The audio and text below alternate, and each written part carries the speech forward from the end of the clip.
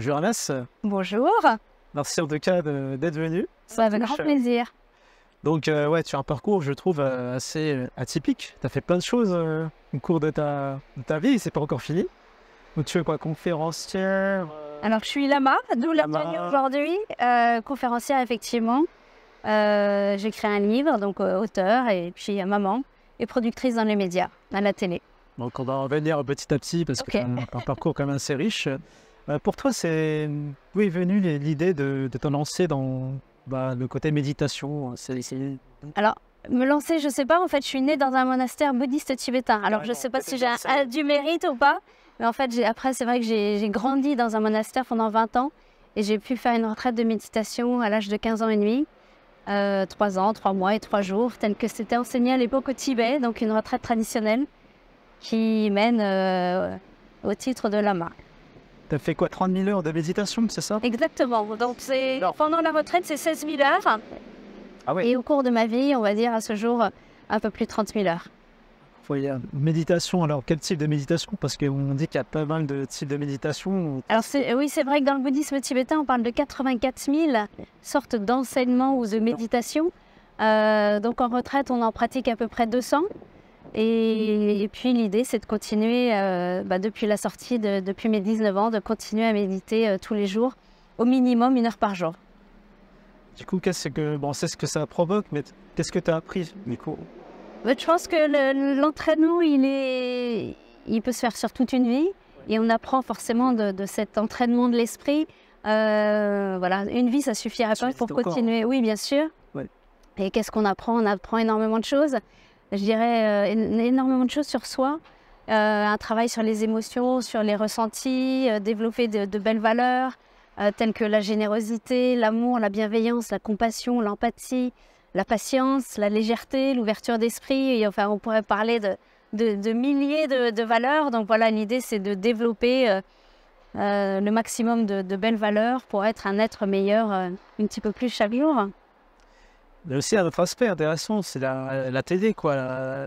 Donc c'est un peu l'opposé de la méditation. Comment tu arrives à équilibrer ces deux aspects? Alors, d'un point de vue extérieur, on pourrait se dire que le monastère et la télévision, c'est deux mondes complètement différents. Et en même temps, pour moi, il y a vraiment un lien entre les deux, c'est-à-dire la créativité. Pour moi, la méditation développe énormément de créativité. Alors, peut-être pas forcément dans le sens artistique, mais quand on me pose un problème, je ne vais pas trouver une solution, 2 ou 3, mais ça va être j'ai peut-être une 50aine de possibilités, de solutions, d'être créatif. Et c'est aussi cet univers de la télé qui me permet de développer cette forme de créativité. Donc l'idée, c'est maintenant de prendre la télévision, que ce soit un outil au service de ce que j'ai appris. Donc peut-être pour faire des films sur mes maîtres tibétains, sur l'enseignement, sur le bouddhisme, sur des valeurs, sur le bien-être. Donc voilà, l'idée, c'est d'utiliser tout ce que j'ai appris pendant 25 ans et que je continue d'apprendre en tant que productrice, mais de mettre ça au service peut-être de l'enseignement. Tu produis dans même type de format, dans le côté spirituel, développement personnel? Alors j'ai réalisé il n'y a pas très longtemps un film sur Matthieu Ricard, qui est moine, philosophe qu'on connaît, écrivain. Donc un film sur Matthieu, et puis prochainement j'ai d'autres projets de films, donc en tant que réalisatrice et productrice, ouais. Génial. Et tu fais aussi des conférences, donc pareil sur les mêmes thématiques? Exactement, alors je suis conférencière depuis 2017, un tout petit peu avant la sortie de mon livre. Et en fait, j'ai sorti un livre en me disant, je sors le livre et puis je repars dans le milieu de la télé. Et le fait d'accompagner mon livre à travers des dédicaces, des conférences, tout petit à petit, j'ai glissé dans cet univers, le monde des conférenciers. Donc je donne à peu près une 50aine de conférences par an dans des entreprises, des écoles, que ce soit le barreau de Paris, des écoles d'ingénieurs, personnel soignant dans des EHPAD, des hôpitaux, et puis des entreprises comme Thales, Decathlon, LVMH. Voilà, donc je vais un petit peu là où on m'invite.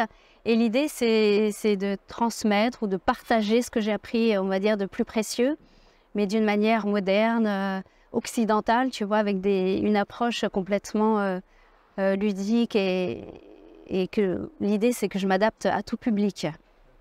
Quand tu dis occidental, c'est parce qu'ils ne peuvent pas comprendre les codes orientaux? Non, mais j'essaye d'éviter de mettre des mots bouddhistes. Ah. Je veux que ce soit totalement laïque et pas de mots tibétains ou sanskrit, Bouddha, Dharma, Nirvana, Samsara, enfin tous les karmas. J'essaye vraiment d'épurer et de transmettre l'enseignement millénaire, hein, mais adapté à notre société. C'est-à-dire comment on répond aux problèmes de notre société, le stress, l'anxiété, la dépression, le burn-out, l'attachement, la saisie, la jalousie, peut-être l'anxiété par rapport au climat, l'écologie, etc. Donc c'est vraiment m'adapter, essayer de condenser tout ce que j'ai appris et d'en faire peut-être un peu l'huile essentielle des enseignements et de partager ça voilà, dans notre société, à Paris, en entreprise, un peu partout.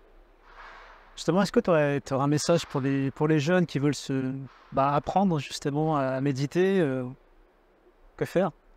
Les jeunes, ou quel que soit notre âge, c'est vrai, mais je trouve que les jeunes, en tout cas les ados, jeunes adultes, que je rencontre, en tout cas, ont vraiment une difficulté à se projeter dans la vie avec tout ce qu'on leur dit, les crises, les guerres, l'écologie, le climat. Enfin, c'est assez pessimiste, on va dire, comme vue, comme vision du futur. Et j'ai envie de dire aux jeunes de développer plutôt la compassion que l'empathie. C'est-à-dire l'empathie, c'est on prend la souffrance du monde sur soi, la souffrance des êtres, les guerres, les crises, etc. Mais quand on développe la compassion à travers une méditation, par exemple, de l'amour ou de la bienveillance ou de la compassion, en pensant à la personne qu'on aime le plus au monde. Donc tu penses pas avec la tête en disant je pense à telle personne et je l'aime. Non, tu développes cette méditation de la compassion et de l'amour à l'intérieur, et quand tu fermes les yeux, que tu penses à la personne que tu aimes le plus au monde, c'est vraiment du ressenti, tu ressens dans tout ton être. Et avec cette forme de compassion, là, tu peux agir pour des causes, des associations, la cause animale, l'écologie, et être vraiment dans l'action. Parce que quand on est dans l'empathie, on prend la souffrance sur soi et on se dit qu'est-ce que je fais de tout ça, et on est un peu démuni. Alors que être dans l'action, ça passe par la compassion et ça donne beaucoup plus de force. Parce qu'on est quand même dans une société d'émotions et de peur. Comment tu peux pas éliminer, mais absorber la peur et en faire quelque chose de positif? Mais justement, la peur va nous anéantir, tu vois. Ouais. Et on vit dans un climat de peur. On n'a qu'à écouter les infos pour que nous... Enfin, je les écoute pas, mais c'est vraiment attention à ci, attention à ça, il va se passer ci, oh là là. Voilà, c'est toute la journée.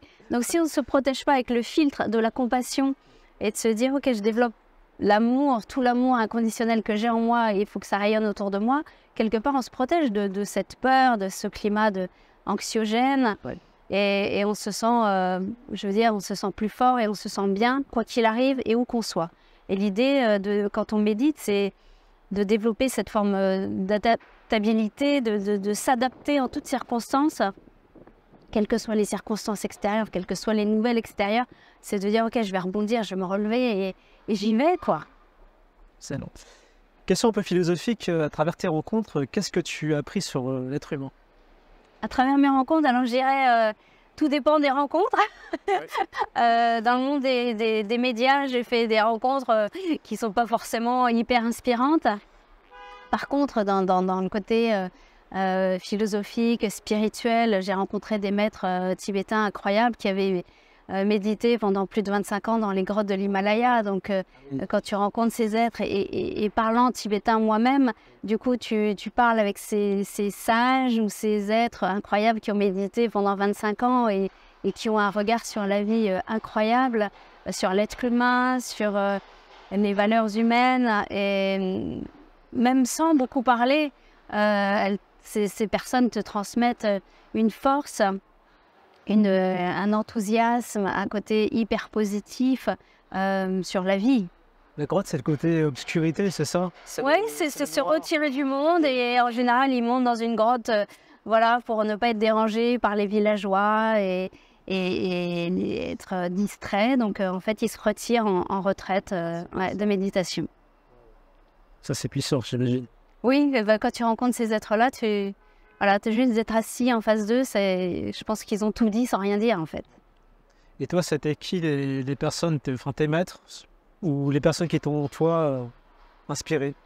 c'est des personnes que je côtoie encore maintenant, tu vois, mais des grands maîtres comme le Dalai Lama, donc d'autres maîtres tibétains, et puis des personnes qu'on connaît un peu plus peut-être, comme Matthieu Ricard, que je connais depuis toute petite. Voilà, les personnes qui m'inspirent, c'est des personnes qui sont cohérentes, c'est-à-dire qu'elles elles sont alignées entre ce qu'elles disent, ce qu'elles pensent et ce qu'elles font. Et moi, je suis vraiment inspirée par cette forme de cohérence. Alors, ça peut être des êtres qui sont impliqués dans l'écologie ou pour la cause animale, pour les enfants, les femmes. Mais voilà, quelle que soit la tradition, la religion, le sexe, l'âge, peu importe. Moi, c'est vraiment cette cohérence qui m'anime et qui m'impressionne. Est-ce que tu aurais une anecdote qui t'a touché, marqué? Enfin, j'imagine beaucoup, mais... Oh là là, ouais, j'en ai tellement. J'en ai pas une en particulier, mais je pourrais dire que l'un de mes maîtres, quand il venait nous voir en retraite, entre mes 15 ans et demi et mes 19 ans, il nous a dit une phrase dans le centre de retraite, il a dit « Méditer, c'est donner des vacances à son esprit ». Et c'est vrai que voilà, tout au long de la journée, on est sans arrêt dans la tête, dans le mental, à réfléchir, à penser, à essayer de combler les silences par le téléphone, la radio, la télé quand on rentre chez soi, la radio dans un taxi, le téléphone quand on est seul au resto, on ne sait pas quoi faire, donc on comble tous les silences, tout. Et je me dis, mais donner des vacances à son esprit, finalement, c'est tellement simple comme phrase et ça fait un bien fou, mais on n'a pas vraiment l'habitude de s'accorder ne serait-ce que 3 minutes par jour de silence, d'être seul face à soi-même, d'être dans la contemplation, dans une forme d'introspection et d'émerveillement, tu vois, de continuer en tant qu'adulte à s'émerveiller, tu vois, d'une vue comme ça sublime, d'un rayon de soleil, voilà, de se nourrir de la beauté du monde, mais aussi de la beauté intérieure. Génial. Pour finir, est-ce qu'il y a des personnes que tu aimerais remercier, qui ont fait de toi ce que tu es?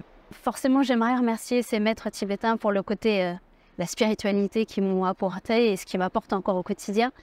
Forcément mes parents qui m'ont autorisé à rentrer en retraite à 15 ans et demi alors que j'étais mineure. Je suis la plus jeune femme occidentale au monde à avoir tenté cette expérience. Et sans eux, jamais j'aurais pu faire ça. Donc forcément mes parents. Et puis je dirais ma fille, parce que d'être maman, ça te challenge au quotidien, ça te permet de développer peut-être des choses comme la patience, la tolérance, la détermination, d'être enthousiaste, d'être positive, de soutenir un enfant. Je crois que c'est un challenge quotidien et donc je la remercie pour ça. Voilà, donc, et puis après dans le monde de la télé, je dirais Nikos, parce qu'il a cette forme d'émerveillement, il est solaire, il est spirituel, il est rempli de sagesse. Et donc dans ce milieu de la télé, j'aimerais remercier Nikos pour ce qui m'inspire. Génial. Alors, on peut te retrouver sur quel réseau? Tous les réseaux sociaux. Ouais. Et je réponds à tout. Enfin, j'essaye de répondre à tout le temps. Et voilà, quand je suis dans le train entre 2 conférences. mais je suis très présente sur les réseaux sociaux. Super. Bah, écoute, merci beaucoup, Hermès. Merci pour ton accueil. Et puis, cette vue sublime parisienne. Parisienne. Voilà. Merci encore. Merci à toi et merci à tous.